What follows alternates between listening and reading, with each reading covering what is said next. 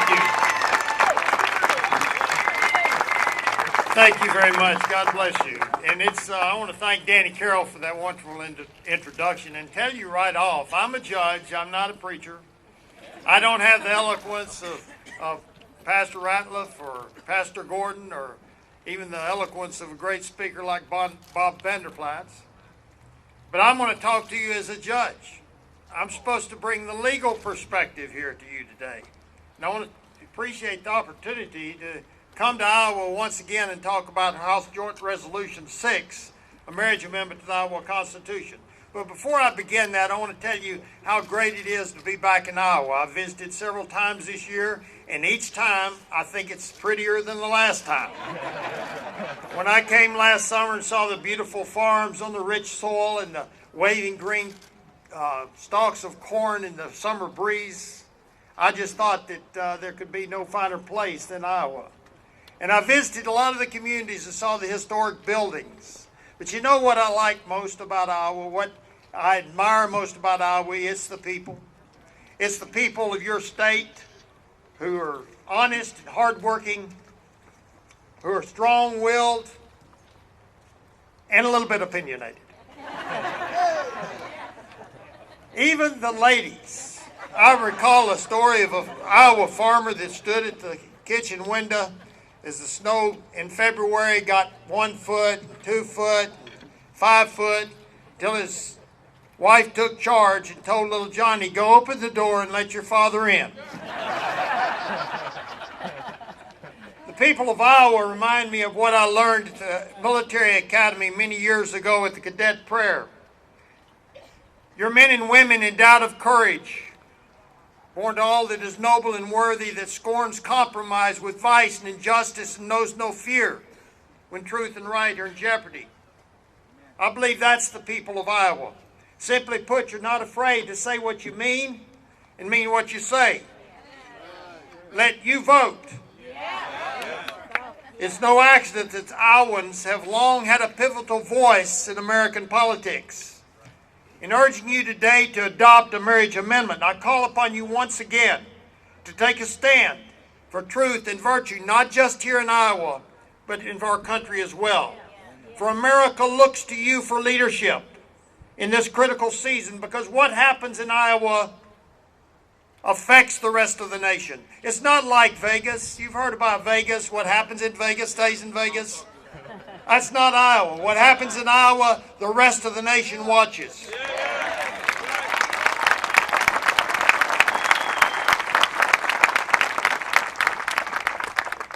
And let me warn you in the most solemn manner, not to allow petty party politics to interfere with such an important issue as marriage and the family. Before leaving office, our first president spoke to this issue about the baneful effects of the spirit of party. He said it would distract your public councils, enfeeble your public administrations, agitate your community with ill-founded jealousies and false alarms, and lead to an ultimate despotism. And I think that's what's happening. Indeed, he said it would be a fire that instead of warming us, would consume us. You see, this is not just a Republican issue. It's not a Democratic issue. It's an American issue.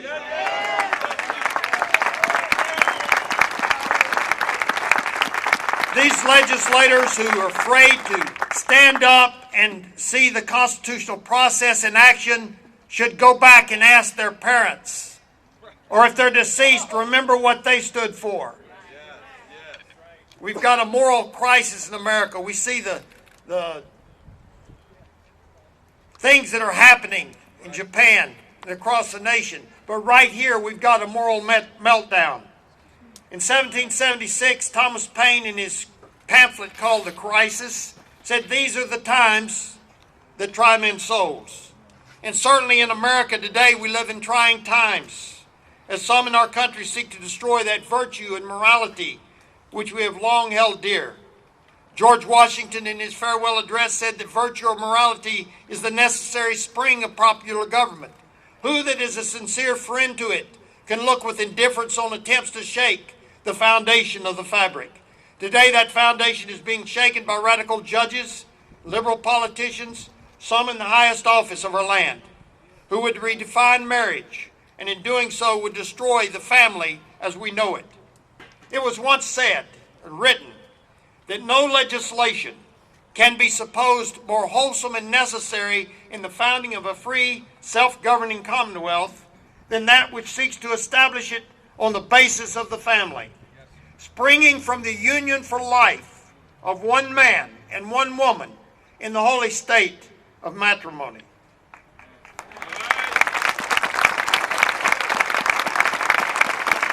That may sound like religion, but in fact it's taken from an opinion of the United States Supreme Court, Murphy versus Ramsey in 1885.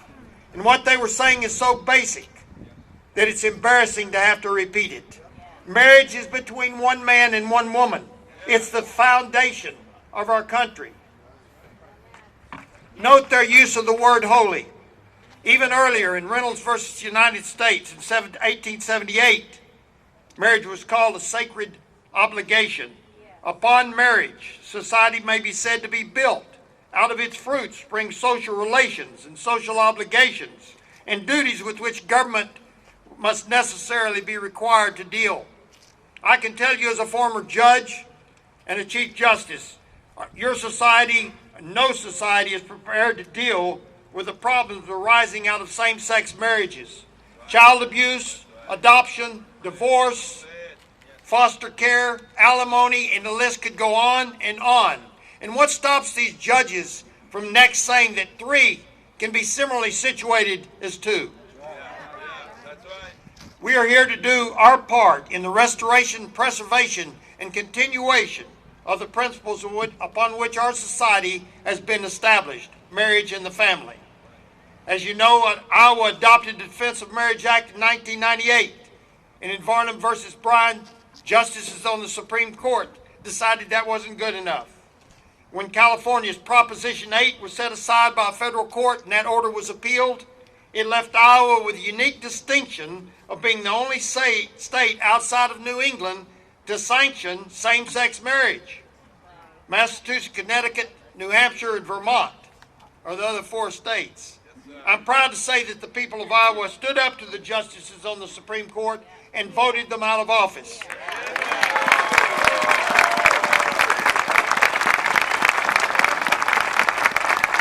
And I can tell you it was the right thing to do. When justices choose to disregard the will of the people and the law they're sworn to uphold and allow their own feelings and sentiments to sway their opinion, they no longer deserve to be called judges.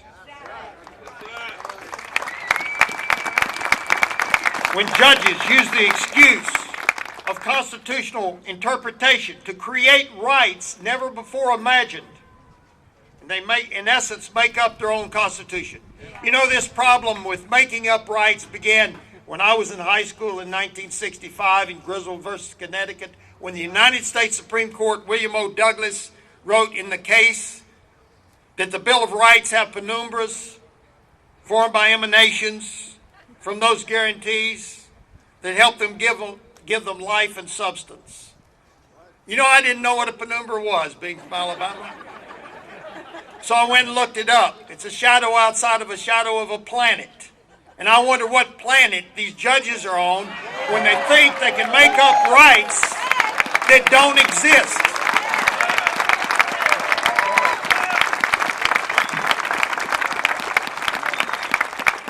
And they, in essence, make up their own constitution. That's not new either.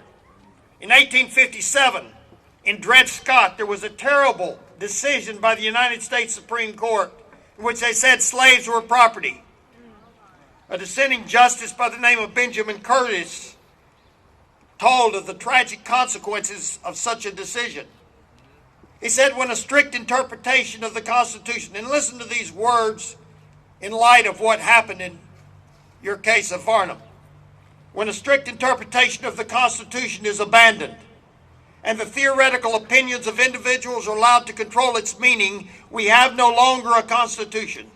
We're under a government of individual men, and now women, who for the time being have the power to declare what the Constitution is according to their own views of what they think it ought to mean. You see, if judicial review means anything, it means that courts and judges must uphold the intent and purpose of the law, not try to make a new one.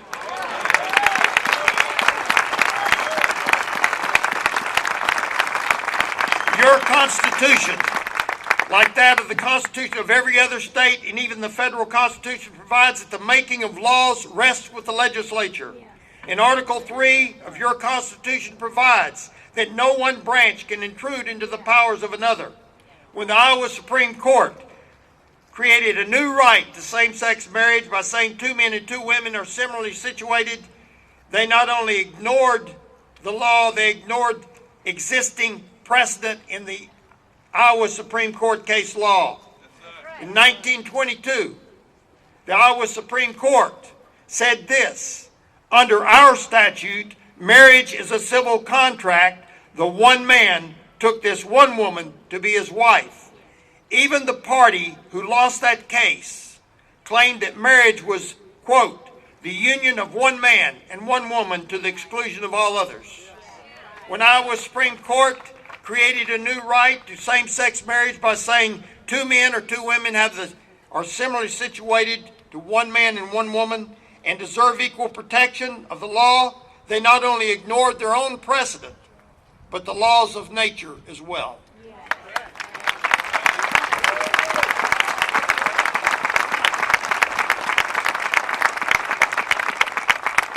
Even children know the difference between boys and girls at a very early age. Apparently, it takes some judges years of legal education and judicial experience to forget it. The preamble to your Constitution states that you are grateful to the Supreme Being for the blessings hitherto enjoyed and depend on Him for a continuation of those blessings. You know, as I listened to the House and Senate open their sessions today, and I was very respectful and very delighted to meet many wonderful legislators in there, they open with prayer. They open with a pledge of allegiance under God.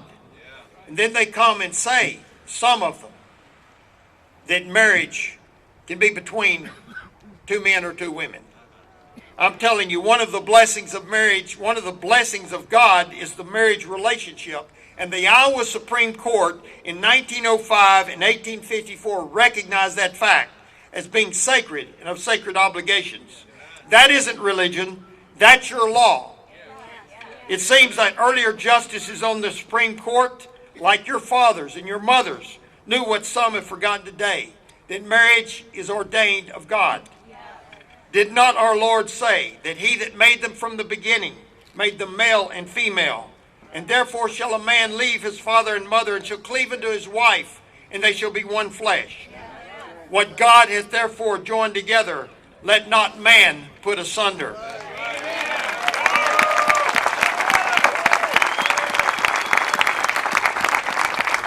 I want to give you a few facts. Across the country, presently 40 out of 50 states have adopted either a constitutional marriage amendment or Defense of Marriage Act. In every state where a constitutional amendment has been proposed, it has passed, usually by an overwhelming majority.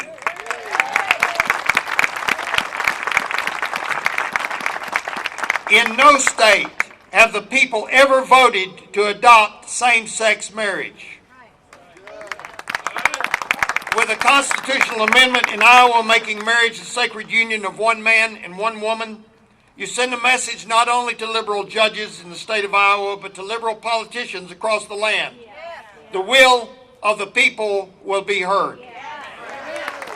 And let us not stop. Let us not stop there. With such huge support in our country, a federal marriage amendment would certainly become the next amendment to the United States Constitution, which would stop all judges, state and federal, from reinterpreting our laws with regard to marriage.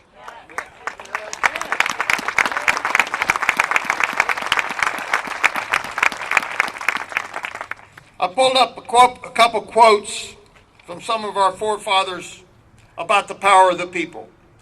Thomas Jefferson said, the constitutions of most of our states assert that all power is inherent in the people, that they may exercise it by themselves in all cases to which they think themselves competent, or they may act by representatives freely and equally chosen. On another occasion, Thomas Jefferson said, "I know of no safe depository of the ultimate powers of society but the people themselves."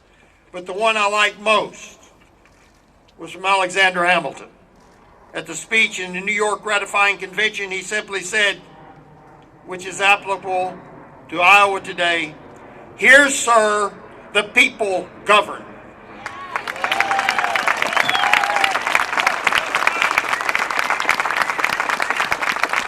It's simply a message inscribed in your Constitution that all political power is inherent in the people, and they have the right at all times to alter or reform the same whenever the public good may require it. And I submit the public good requires it. The time is now upon us, and now is, that we the people must ensure that we leave to our children what our fathers and mothers left to us, a sure foundation of virtue and morality upon which they too can prosper and be free. Yes, Thomas Paine said, "These are the times that try men's souls." The summer soldier and the sunshine patriot will in this crisis shrink from the service of his country. But he that stands it now deserves the love and thanks of man and woman. Tyranny, like hell, is not easily conquered. Yet we have this consolation with us: the harder the conflict, the more glorious the triumph. I know you've been through a hard conflict. You've been in here when it was snow and when it was ice, standing up to speak out against the tyranny going on in this state at the hand of certain judges.